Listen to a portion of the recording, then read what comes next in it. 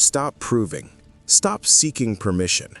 Your biggest enemy isn't lack of talent, it's lack of structure. You've been lied to. Motivation is a myth. Charisma is temporary. Discipline is the only true currency of success.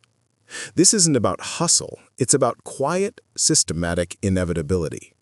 We are going to erase someday from your vocabulary. We are going to replace frantic energy with focused silence. By the end of this audiobook, you will not just know discipline.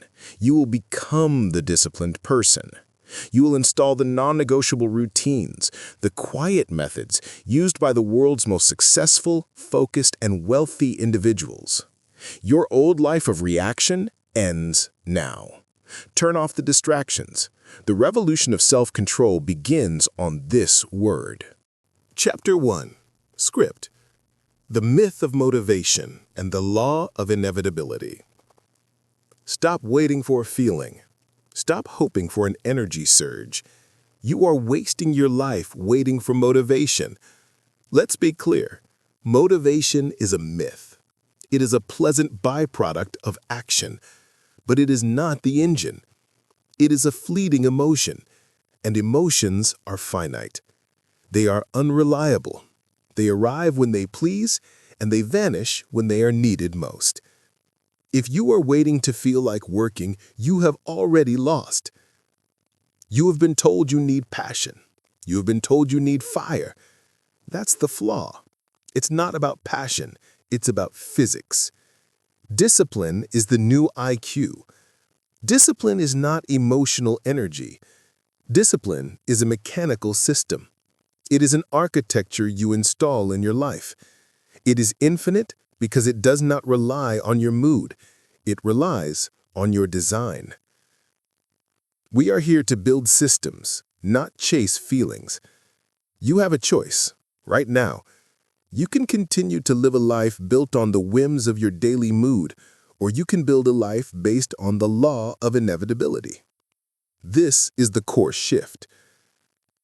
The inevitability mindset. You do not debate brushing your teeth in the morning. You do not negotiate with yourself about putting on your clothes. These actions are non-negotiable. They are systemic. They are simply who you are. This is the inevitability mindset. When a routine becomes non-negotiable, the outcome becomes inevitable. Most people spend their lives trying. They say, I am trying to go to the gym. They say, I am trying to write my book. Trying implies effort against resistance. Trying implies the possibility of failure. The disciplined person does not try, they are. You don't need their permission. You don't need a cheerleader. You simply are the person who executes the critical task. You are the person who shows up. Discipline is the floor, not the ceiling. It is not something you strive for after you are motivated. It is the absolute foundational level of your daily operation. It is the minimum standard you accept from yourself. When discipline is the floor, your success is no longer a matter of luck or mood. It is a matter of pure math. It is simply the inevitable result of a sound system. Stop making success optional. Make it mechanical. The first 90 minutes, the true test. How does this mechanical system manifest in the real world? It begins immediately. It begins before the world has a chance to contaminate your focus. We call this case study the first 90 minutes. The world's highest achievers, the people who build empires and control markets, do not wake up and immediately check their email. They do not scroll through the news. Why? Because the minute you introduce external demands, you dilute your mental IQ. You surrender your focus to someone else's agenda. You start operating from a reactive state, not a creative state. The first 90 minutes of your day are your mental gold standard. They are the most disciplined hours you own. Your first task must be your critical task. This is the high-leverage activity that, if completed, makes everything else easier or unnecessary. It is the one thing that moves your entire life forward. You don't need their permission to prioritize this. The undisciplined person checks social media. They answer low-value messages. They deal with emergencies that are not truly theirs. They become a professional responder. The disciplined person closes the door. They turn off the phone. They execute the critical task before they even consider breakfast. The win is secured. The engine is running. It's not about hustle. It's about priority. If your most difficult, most important work is completed before the vast majority of the population has even finished their coffee, you have already won the day. The momentum is irreversible. This is the true application of the quiet method, creating a fortress of focus where your most disciplined work can occur without resistance. It's not about willpower. It's about pre-commitment. You decide the night before what the critical task is. You eliminate the decision-making process. You simply execute the command. Your job is to make your greatest success non-negotiable. Your greatest success must become a daily routine, like breathing. Discipline is the floor, not the ceiling. Let that sink in. Stop aiming for the stars when your foundation is built on sand. Build the concrete floor first. You are here to install systems that run, whether you feel like it or not. That is the key to mental toughness. That is the architecture of success. You have mastered the understanding that motivation is simply noise. You have accepted the command of the law of inevitability. Now we must protect that focus from the most insidious, most subtle enemy of them all, the need for external approval. Your quiet work must remain quiet. Chapter 2. Script. Stop proving and start doing. The silent power of invisibility. You just mastered the first 90 minutes. You established your disciplined floor. Now you must protect it. Your most dangerous enemy is not procrastination. It is the subtle, seductive need for applause. Stop proving. Stop announcing your brilliant plans. Stop sharing your goals on social media. Stop seeking external validation for work that hasn't even begun. This is the validation trap, and it is the single greatest drain on your mental capital. When you seek external praise, you are asking for permission to be great. You are letting your focus be defined by the fickle opinion of others. You are begging for a premature reward. You need to understand the mechanism of this trap. When you tell someone, or worse, broadcast to everyone what you are going to do, your brain experiences a miniature hit of dopamine. That small flood of reward tricks your mind into believing the work is already done. You feel the satisfaction without enduring the struggle. This is a mental short circuit. It undermines the very essence of quiet discipline. It's not about sharing your journey, it's about stealing your drive. It's not about community, it's about dilution. You have a choice. You can have the temporary thrill of a few likes, or you can have the permanent, compounding power of a finished project. That's the key.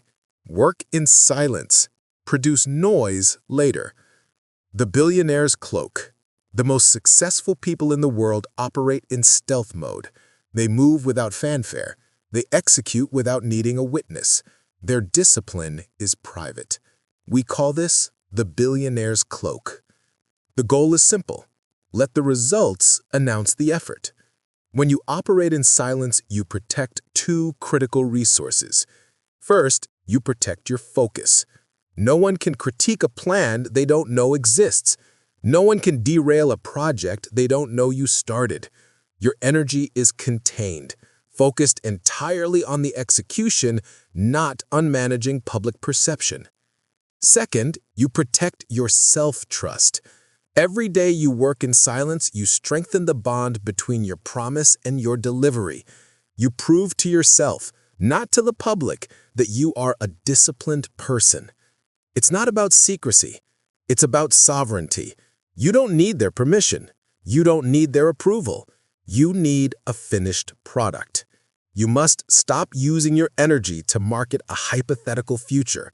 Use that same energy to build the actual present. The undisciplined person announces the effort. The disciplined person only unveils the evidence. The discipline anchor, the invisible win. How do you train yourself to crave the internal reward over the external chatter? You must install a daily practice we call the discipline anchor, the invisible win. Every single day, you must complete one major task that no one else sees, knows about, or profits from but you. This is a task that builds pure self-trust. This is not your critical task from Chapter 1. That task has external significance. The invisible win has internal significance. Perhaps it is 30 minutes of deep learning on a subject irrelevant to your job. Perhaps it is a meticulous cleanup of a small, unseen corner of your workspace. Perhaps it is a powerful 5 a.m. workout where you deliberately leave your phone behind. The reward for the invisible win is the feeling of capability, the feeling of quiet, uncompromising discipline. You did it because you said you would. You did it for yourself.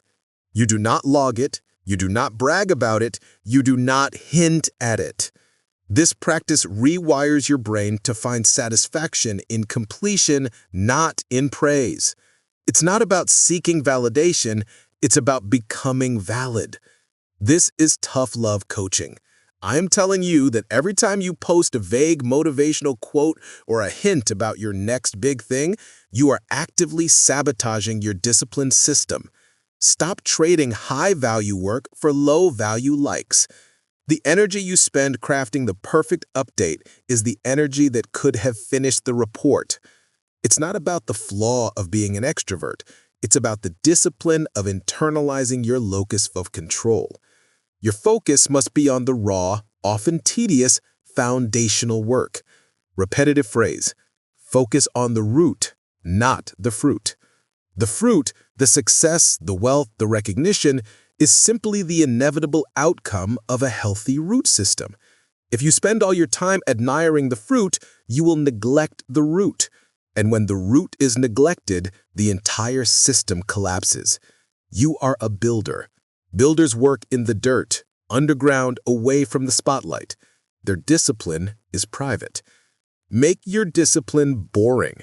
Make your work invisible. Make your success inevitable. You have now established the law of inevitability and protected it from the validation trap. You are working in silence. Now we must address the single biggest threat to that silence, the modern, constant demand for immediate gratification. Chapter 3. Script. The silent cost of seeking instant reward. You are working in silence. You have protected your focus from external noise. But the greatest threat to your discipline is not external. It is internal. It is the craving for the quick hit. The silent cost of seeking instant reward. Your brain is under siege. You are living in a world engineered to destroy your attention span. Every app, every notification, every streamlined purchase process is designed for one thing: instant gratification. This endless cycle creates the dopamine deficit. When you constantly give your brain immediate, easy rewards, like a headline, a quick purchase, you train it to hate effort. You raise the threshold for what feels satisfying. Complex, meaningful work, the deep work that actually builds wealth and changes lives, is inherently slow. It offers reward on the delay. If your brain is addicted to speed, it will refuse to engage with the slowness of significance. This addiction lowers your mental IQ for complex work. It's not about being lazy, it's about being programmed. You are reacting to external cues that have hijacked your internal reward system. You have a choice. You can remain a slave to the notification tone, or you can reclaim your mental discipline. That's the key. We must rewire the brain to value delay. We must make the quick hit unsatisfying. The gap time strategy. The most disciplined people are not always working. They take breaks. They wait. The difference is what they do in the gaps. Most people's discipline collapses in the transition zones. The gap time strategy addresses this. Discipline is not measured in your 90-minute work block. Discipline is measured in the gaps. You finish a task. You wait for a client's email. You are standing in line for coffee. This is when the undisciplined hand automatically reaches for the phone. This is the addiction kicking in. Your phone is not a tool. It is a portable slot machine designed to steal your focus in those 5-second intervals. You must eliminate the impulse to check your phone, social media, or email during any gap in your work. Your instruction is simple. Do nothing. When a gap appears, stand still. Breathe. Observe. Let your mind become bored. Boredom is not the enemy. Boredom is the fertile ground where deep thought and true clarity are born. The disciplined person uses the gap to solidify the previous win, not to contaminate the next one. They protect the quiet space between tasks. It's not about being a workaholic, it's about discipline over your downtime. You don't need their permission to ignore a notification for 3 minutes. You need to enforce your own self-respect. The 5-minute delayed rule. How do we break the instant reward loop? By introducing controlled, deliberate friction. We implement the 5-minute delayed rule. For any non-essential instant gratification impulse, checking a social media app, buying a low-value item online, grabbing a quick snack you don't need, you must apply a mandatory enforced delay of 5 minutes. If you have the impulse to grab your phone, put it down. Wait 5 minutes. If the impulse is still there, you can proceed. You will find that 90% of the time, the impulse dissolves entirely. The craving vanishes when it meets resistance. This small, deliberate act is like a bicep curl for your self-control. Every time you successfully delay the reward by 5 minutes, you are strengthening the core muscle of quiet discipline. You are teaching your brain that you are in charge of the reward mechanism, not the algorithm. This is the key to training your mind to appreciate the delayed reward. Repetitive phrase. Delayed reward is mental capital. Every instance of delayed gratification is a deposit into your mental capital account. It increases your ability to handle the slow, complex demands of high-level work. The undisciplined person spends their capital on quick hits. The disciplined person invests it in their future focus. It's not about the flaw of wanting pleasure. It's about the discipline of controlling when and how you receive it. You are taking back the remote control to your own psychology. You are a serious person. Serious people do not allow themselves to be manipulated by flashing lights and manufactured urgency. You have now learned to identify the myth of motivation, work in invisible silence, and fight the compulsion for instant reward.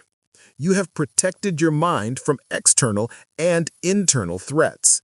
Now we must define exactly what you are protecting. Discipline requires a clear fence. Chapter 4. Script. The strategic art of saying no. Defining your non-negotiables. You have established the discipline floor. You are working in silence. You have defeated the instant gratification impulse. Now we face the external world. A world constantly vying for the limited resource that is your time and focus. The greatest enemy of discipline is not distraction. It is indiscriminate agreement. The strategic art of saying no. Most people think discipline is about what they force themselves to do. This is a half-truth. True discipline is defined by what you absolutely refuse to do. It is about building an unbreachable wall around your life's purpose. This is the power of boundaries. Your focus is under siege every hour of every day. Every time you say yes to a low-value request, a pointless meeting, a draining favor, an irrelevant social obligation, you are saying an irreversible no to your own life's purpose. Your energy is finite. Your time is non-renewable. Treat them like gold bullion. You don't need their permission to guard your vault. The undisciplined person is flattered by requests for their time. They fear the conflict of rejection. They prioritize being liked over being effective. The disciplined person understands that every yes must be earned. They understand the financial and mental cost of an unnecessary obligation. That's the key. If it doesn't align with your critical task or your life's vision, the answer must be an immediate, final, and guiltless no.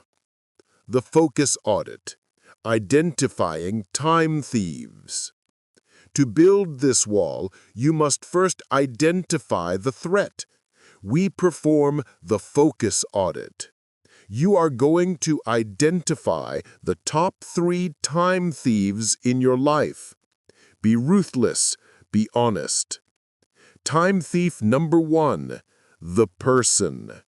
Who is the individual, a friend, a colleague, a distant family member who consistently drains your energy, monopolizes your time with low-value gossip, or constantly throws non-urgent emergencies at you? Time thief number 2 is the task or commitment. What standing obligation, a pointless committee, a social group you resent, or a routine task you should delegate, consumes hours but produces no high-leverage result? Time thief number 3 is the habit. What routine, e.g., watching low-valued TV, browsing specific websites, or engaging in certain types of low-level digital chatter, do you use to escape instead of executing? Identify them now. Name them. When you name them, you strip away their power. The immediate behavioral instruction is elimination. If you cannot eliminate the person or task, you must strictly limit the interaction to 15 minutes per week. You need a script. The disciplined person does not fumble their words. They use a clear, non-negotiable rejection. Thank you for thinking of me, but I am currently focused on a deep work commitment that requires 100% of my attention. I won't be able to participate. No apology, no elaborate excuse, no negotiation, just the boundary. It's not about the flaw of being polite.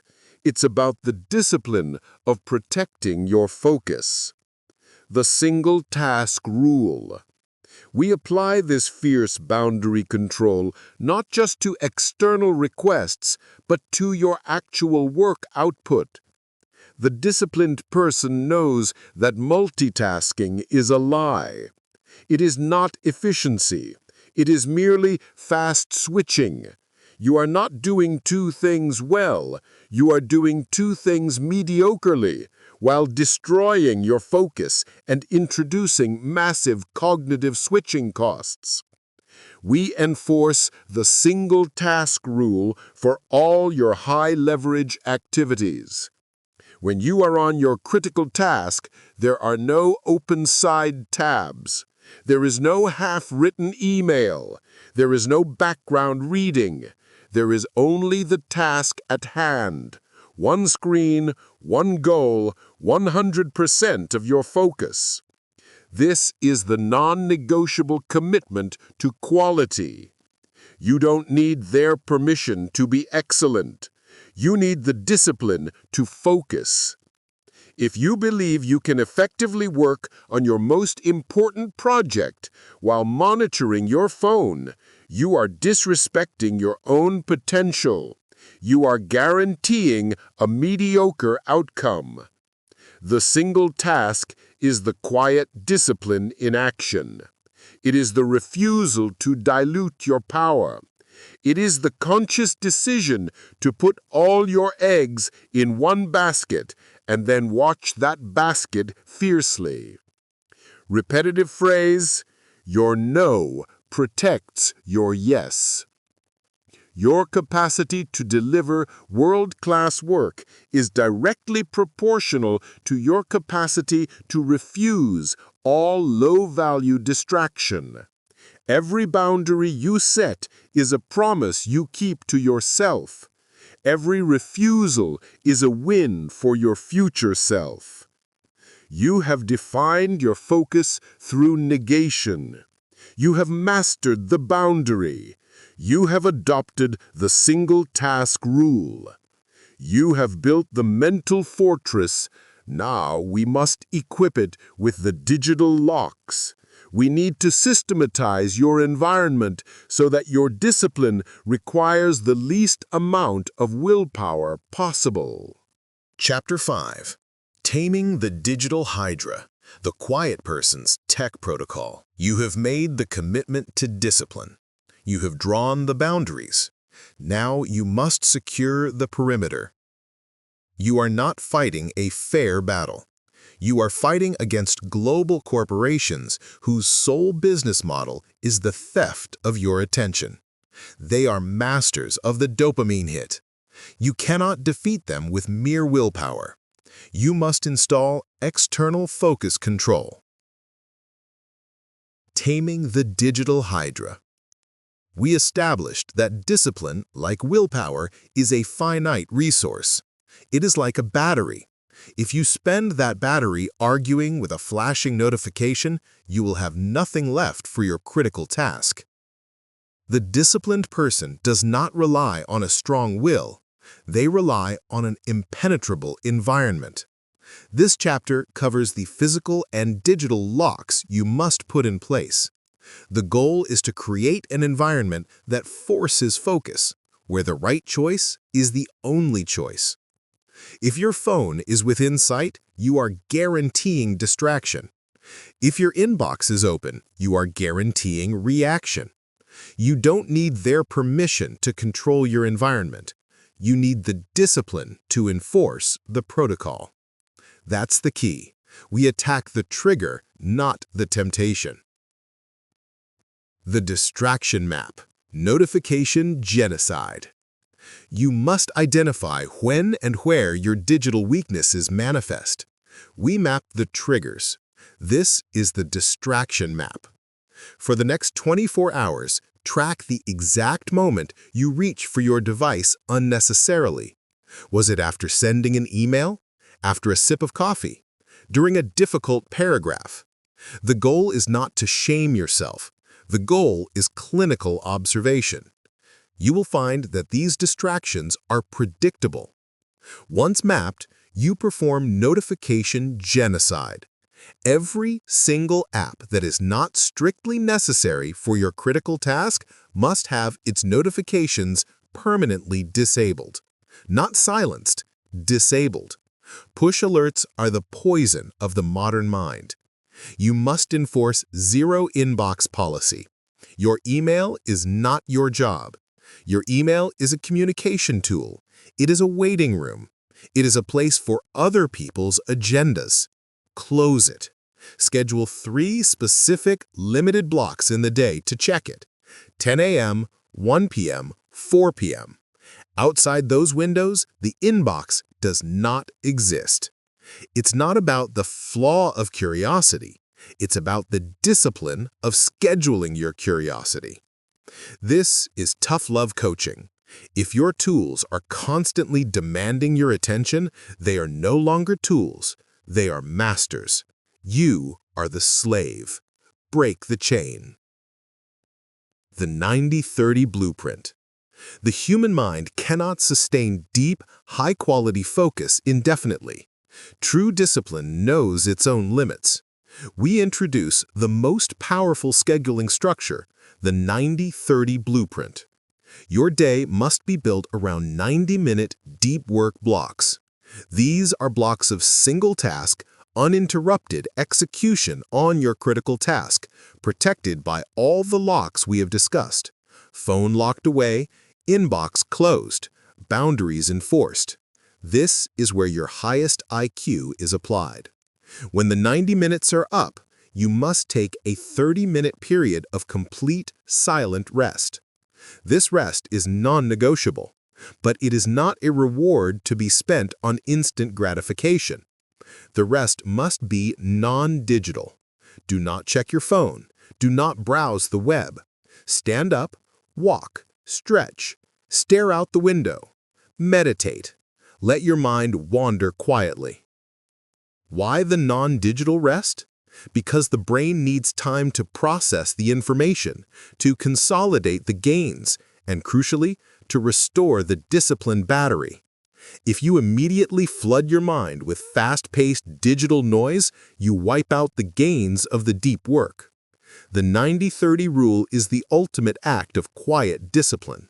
It says, I respect my focus enough to work intensely, and I respect my brain enough to let it rest completely. You have a choice.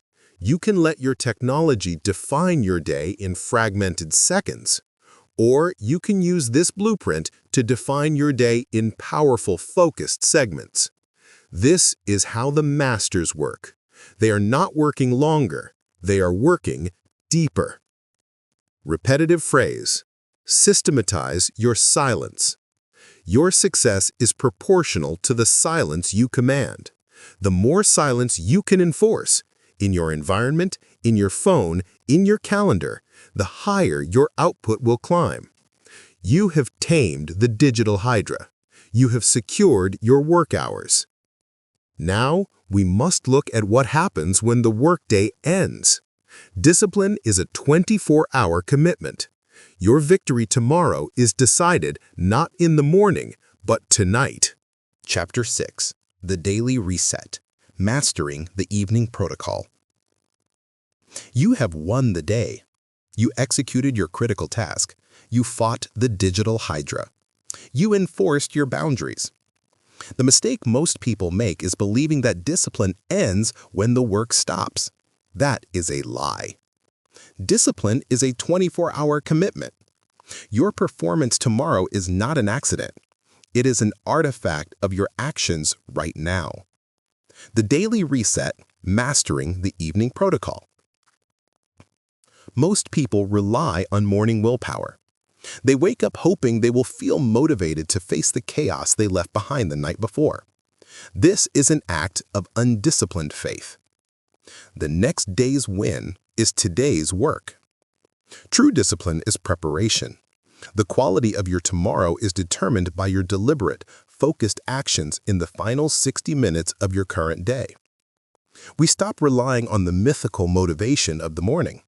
We use the quiet discipline of the evening to make the morning success inevitable. You have a choice. You can leave a chaotic mess for your future self to clean up, or you can present your future self with a clear, direct path to victory. That's the key. We eliminate morning friction before it even exists. The 3-step closeout ritual. Your evening routine must be systematized. It must be as non-negotiable as the first 90 minutes of the day. This is the closeout ritual, a 3-step sequence designed to lock in your next day's success. Step 1. Plan the single most important task, SMIT. Before you close your computer, choose the one critical task for tomorrow. Write it down physically on a piece of paper. Do not write a list. Write one thing. You are defining your victory. You are removing the mental energy required for prioritization when you're tired. When you wake up, your discipline is already pointed. Step 2. Tidy the immediate workspace. You must create a visually clean slate. Tidy your desk. Clean the coffee mug. Put away the papers. A cluttered environment is a cluttered mind. When you return to your workspace, your eyes should meet order, not noise. This is an act of self-respect. It's not about being a flaw of being messy. It's about the discipline of creating a frictionless environment for high-level thinking. Step 3. Shut down all screens 60 minutes before sleep. This is your non-negotiable technological curfew. Your phone, computer, and tablet must be docked, charged, and physically removed from the area where you sleep. Do not read the news. Do not check social media. Do not engage in high-stimulus activity. The brain needs time to downshift from the highly reactive state of digital interaction. You don't need their permission to protect your rest. You need the discipline to enforce the shutdown. Protecting the mental sandbox. The disciplined evening is all about protecting the mental sandbox. Your brain needs to enter a quiet, restorative state to build the mental fortitude required for the next day's discipline. Every complex decision you try to make late at night is a violation of this protocol. Do not plan your entire week at 11 p.m. Do not engage in difficult conversations. Do not analyze large financial decisions. These tasks require high mental IQ, which is depleted by the evening. The late hours are for restorative, simple, low-stimulation activities. Reading a physical book, low-stakes conversation, stretching, simply sitting in silence. We eliminate complex decision-making late at night. When you allow your tired brain to make choices, it will always default to the path of least resistance, procrastination, instant gratification, or overanalyzing a minor issue. This is the key to mental toughness. Managing your energy states. You are a CEO, managing a limited resource. You assign tasks based on energy availability. Low-energy tasks for low-energy states. High-energy tasks for high-energy states. Your evening protocol is your final act of defiance against the chaos of the world. It is the ritual that guarantees the smooth deployment of your discipline system tomorrow morning. Repetitive phrase. Win the evening, win the week. You have a choice. You can either stumble into tomorrow hoping for the best, or you can walk into a pre-engineered victory. The disciplined person chooses inevitability. You have secured your focus. You have tamed your technology, and you have systematized your preparation.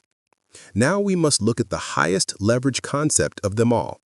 How to stop fighting the system and start building discipline into the very fabric of your life with the least effort possible.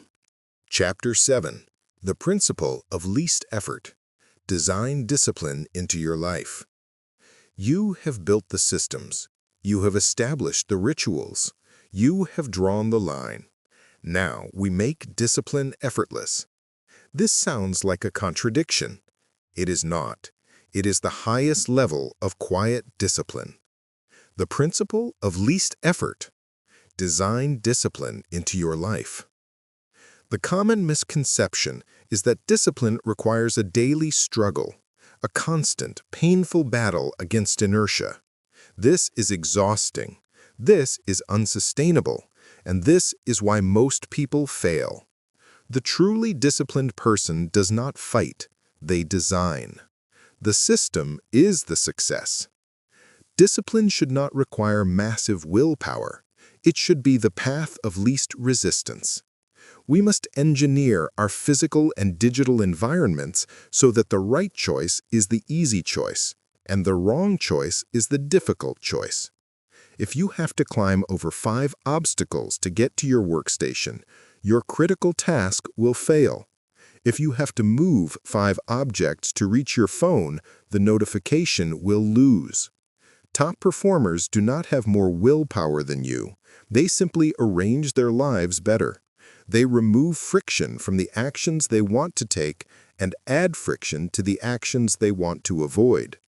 You have a choice. You can rely on brute force, or you can rely on intelligent design. That's the key. Make your success automatic. The identity shift.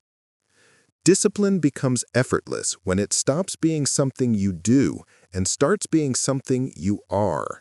This is the identity shift. Stop thinking, I have to force myself to work out today. This implies that working out is separate from who you are. This implies effort. Start thinking, I am a person who never misses a workout. This is what I do. Your internal narrative must change from effort to identity. When you identify as a disciplined person, the act of execution is no longer a choice. It is a necessary function of your self-concept. You don't need their permission to be this person.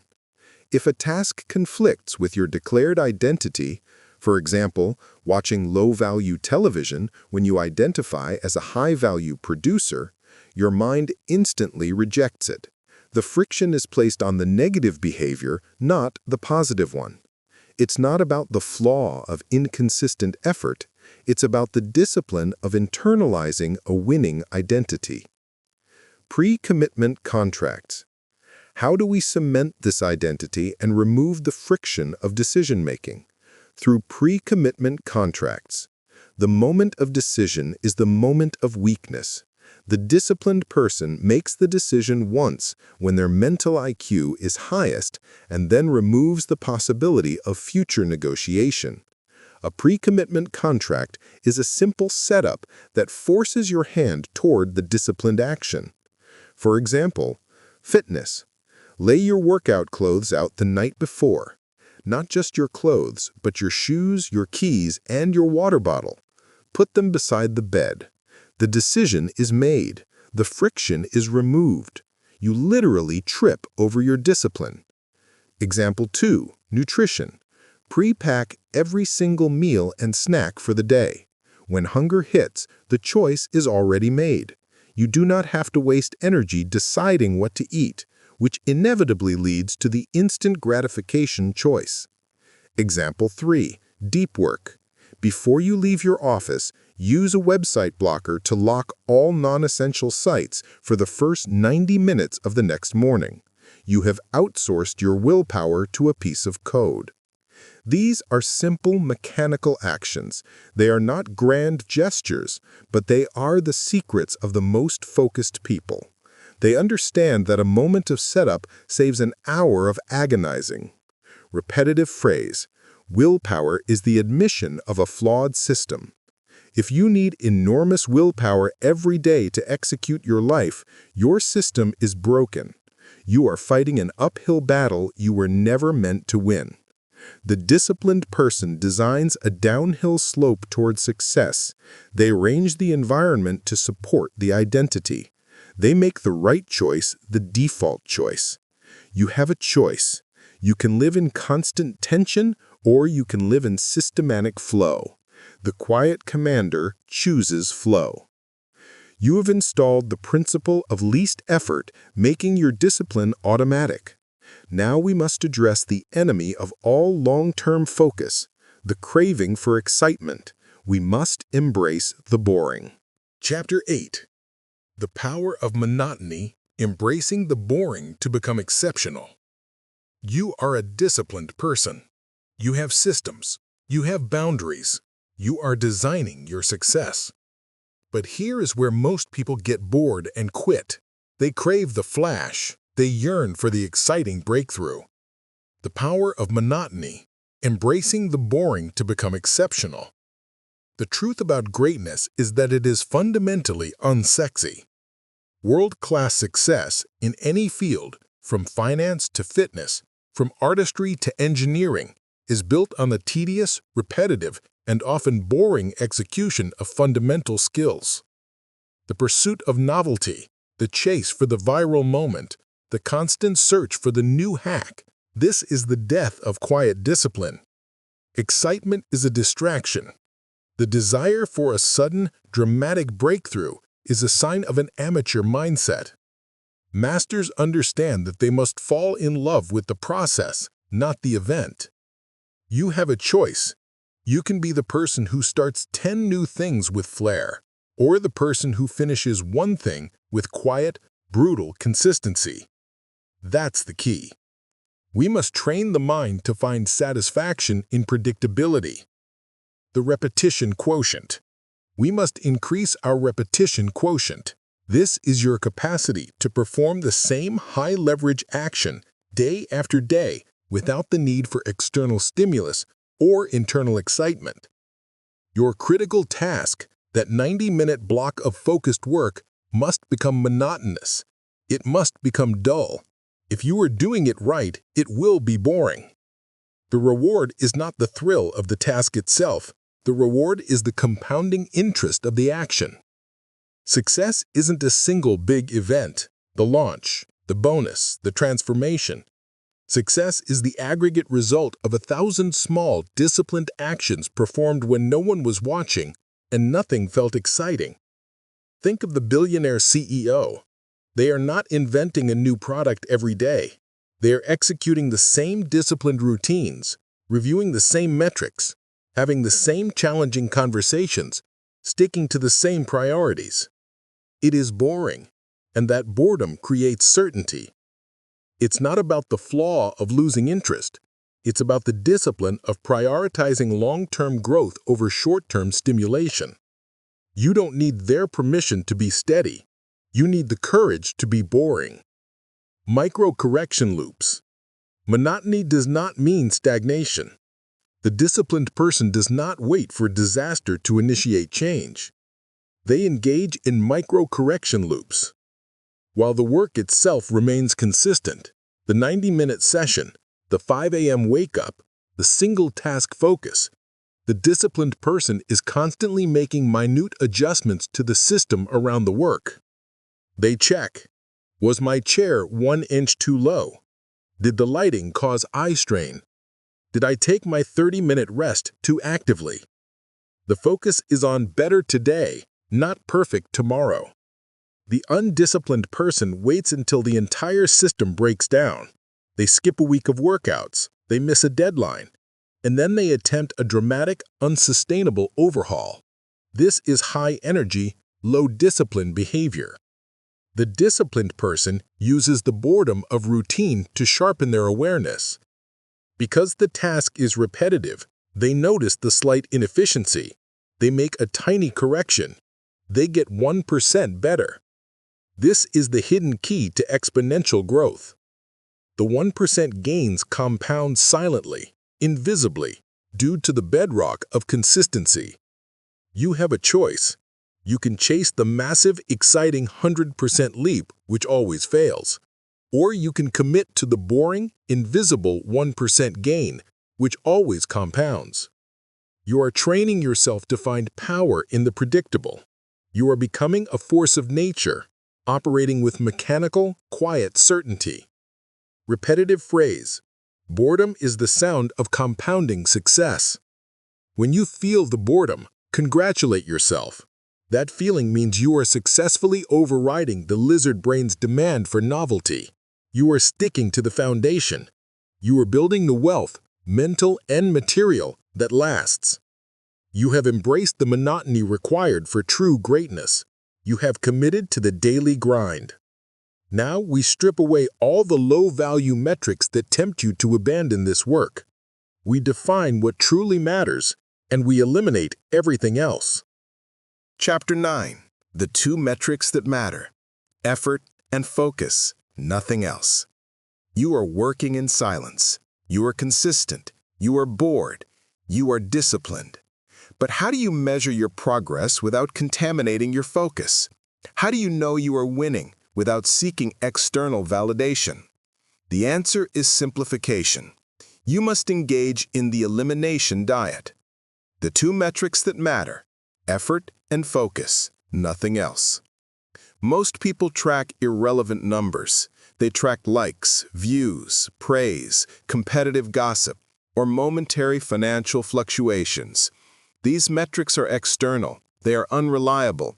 And most importantly, they are not directly within your control. Focusing on them is a waste of your mental energy. It introduces anxiety and external dependence, the opposite of quiet discipline. We strip away everything that is not an input metric. The only things that matter are the intensity of your effort and the quality of your focus. Effort is the time you dedicate. Focus is the depth you achieve. These are your true currency. You have a choice. You can obsess over the outcome you can't control, or you can master the input you can. That's the key. We measure internal commitment, not external acceptance. The time on task counter. How do we measure these critical inputs? We introduce the time on task counter. This is the most honest metric you possess. It is the simple measure of deep, undistracted work accomplished daily. We are not measuring the hours you sat at your desk. We are measuring the minutes you spent in the 90-30 blueprint, actively engaged in your single most important task, with your phone locked away and your inbox closed. Your job is to track and defend this number fiercely. Did you achieve 90 minutes of pure focus today? Did you hit 180 minutes? This metric is the true measure of your output and your mental toughness. It is a direct reflection of your discipline. If this number is high and consistent, the results, the revenue, the career advancement, the finished product must follow. It is your private ledger of integrity. You don't need their permission to track this. You track it for your own accountability. The goal is not perfection. The goal is consistency. If yesterday you hit 90 minutes, today you aim for 95. Small, monotonous, compounding gains. It's not about the flaw of impatience. It's about the discipline of valuing quality time over quantity time. The anti-perfectionism protocol. Now we address the hidden saboteur that often masquerades as a high standard: perfectionism. Perfectionism is a slow, methodical killer of output. It is often simply fear disguised as high standards. You are afraid the final result will be judged, so you never let the results see the light of day. You use revising and polishing as an elaborate form of procrastination. Perfectionism is the opposite of discipline, because discipline is fundamentally about execution and completion. We commit to the anti-perfectionism protocol. Good enough, done now. Your job is to execute the critical task to a standard that is commercially viable, excellent, and finished. Stop chasing the mythical 100% when 90% is achieved in 80% of the time. The final 10% of polish often takes 50% of the total energy. That energy is better spent starting the next critical task. The world rewards output. The market rewards delivery. It does not reward flawless intention. You have a choice. You can protect a perfect idea that never launches, or you can launch a functional idea that generates real-world results. This is the key to velocity. The disciplined person prioritizes momentum over immaculate detail. They push the work into the world, gather real feedback, and improve in the next cycle. Micro-correction loops. The disciplined person controls the process. They trust the system. Repetitive phrase. Control the input. The output controls itself. Your focus on the input, your effort, and your focus is the ultimate expression of control. You cannot force the world to reward you, but you can force yourself to execute consistently. And consistent, high-quality execution is the only engine of long-term success. You have defined your metrics. You have committed to the finished product. You have reached the final stage of the quiet discipline system. It is time to synthesize these 9 lessons into one unstoppable command, an oath of inevitability. Chapter 10. The Quiet Discipline Manifesto.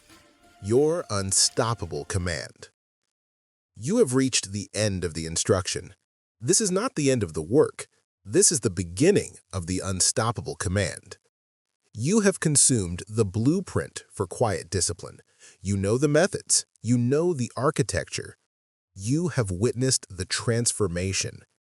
This final chapter is not a lesson. It is an oath. The Quiet Discipline Manifesto, your unstoppable command. Recap: the 3 pillars. Let's review the core non-negotiable truth you must engrave into your mental operating system. We are sealing the knowledge. Pillar 1. Motivation is a myth. Systems over feelings. Stop waiting to feel inspired. Feelings are unreliable. Discipline is a machine. You are a person who builds mechanical systems. You execute the first 90 minutes regardless of your mood. Discipline is the floor, not the ceiling. Pillar 2. Execute in silence. Results over validation. Your work must be invisible. You must prioritize the discipline anchor, the internal win, over external applause. You reject the validation trap. Your energy is spent building, not boasting. Focus on the root, not the fruit. Pillar 3. Discipline is the easiest path. Structure over willpower. You are not fighting yourself. You are designing your environment. You're using the principle of least effort and pre-commitment contracts. You eliminate the quick hit through the 5-minute delay. Willpower is the admission of a flawed system. This knowledge is worthless unless it changes your behavior immediately.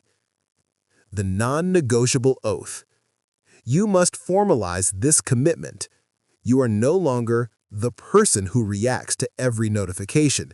You are no longer the person who postpones their critical task. Your new identity is the quiet commander. I want you to repeat this oath to yourself, out loud or internally, with absolute authority. I am the quiet commander. My word is law to myself. I reject the chaos of instant gratification. I will not seek external praise. My routine is non-negotiable. My boundaries are unbreachable. I find power in the boredom of consistency. I measure only my effort and my focus. I will not wait for permission. I will not wait for motivation. I will execute the critical task now. My success is not a hope. It is an inevitable outcome of my disciplined system. I am not defined by what I try. I am defined by what I do. I am disciplined. This is the shift. You don't need their permission to be this person. You just need to act like them. This is the key. It's not about the flaw of past failures. It's about the discipline of future consistency. Next steps. The 7-day lockdown. We end this instruction with a high-stakes, non-negotiable challenge. This challenge is designed to permanently change the default setting of your mental operating system. It is the 7-day lockdown. For the next 7 days, you will implement all 10 chapters simultaneously, without exception, without negotiation. The first 90 minutes. Execute your single critical task every morning. The silent power. Announce nothing you are working on. Complete one invisible win daily. The delayed rule. Enforce the 5-minute delay on all instant gratification impulses. Saying no. Use your rejection script on one low-value request. Enforce the single task rule. The tech protocol. Run your workday on the 90-30 blueprint with notifications off. The evening protocol. Execute your 3-step closeout ritual every night. Least effort. Install one new pre-commitment contract in your morning routine. Monotony. Commit to the repetitive, boring execution of your fundamental skills. 2 metrics. Track only your time on task counter and nothing else. 7 days. No negotiation. No excuses. If you can successfully complete this 7-day lockdown, you will have installed discipline as your new IQ. Your old patterns of procrastination and reliance on motivation will be starved and replaced by quiet, systematic confidence. repetitive phrase. Your commitment is your competence. The world is waiting for you to stumble. It is waiting for you to seek approval. It is waiting for you to quit when it gets boring. Defy the world. Defy your old self. Go. Execute in silence. Your revolution begins right now. Do not delay. Do not look back. The challenge. You have consumed the knowledge. Now, the audit begins. You know the truth. Discipline is the new IQ. You know that motivation is a lie you tell yourself to avoid the work. You know that your phone, your notifications, and your desperate need for validation are actively stealing your future. Stop hoping. Stop wishing. Stop reacting. You are now a person who executes in silence. Your new identity is the quiet commander. Close your eyes for a moment. Feel the weight of the work you are about to do. Feel the power of not announcing it. Your revolution starts with the very next decision you make. Will you check a notification, or will you execute your single most important task? Will you seek validation, or will you accept the truth that the work is the reward? The time for discussion is over. The time for silent, unstoppable action is now. Go, execute, and let your results do the talking.